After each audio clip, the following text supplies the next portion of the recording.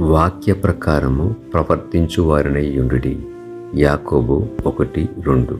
ప్రియులారా, మ్యాప్ను చేతిలో పట్టుకున్నంత మాత్రాన గమ్యానికి చేరలేం.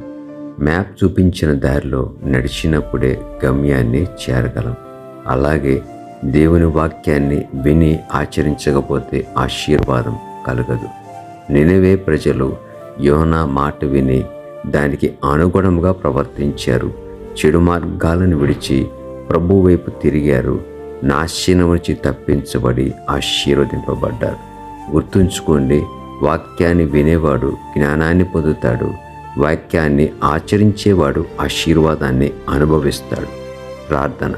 ప్రభువా, నీ వాక్యాన్ని వినే హృదయంతో పాటు దాని ప్రకారం నడిచే విధేయతను మాకు దయచేయము.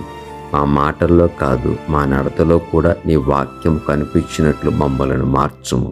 యేసు నామములో అడుగుతున్నాము తండ్రి, ఆమేన్.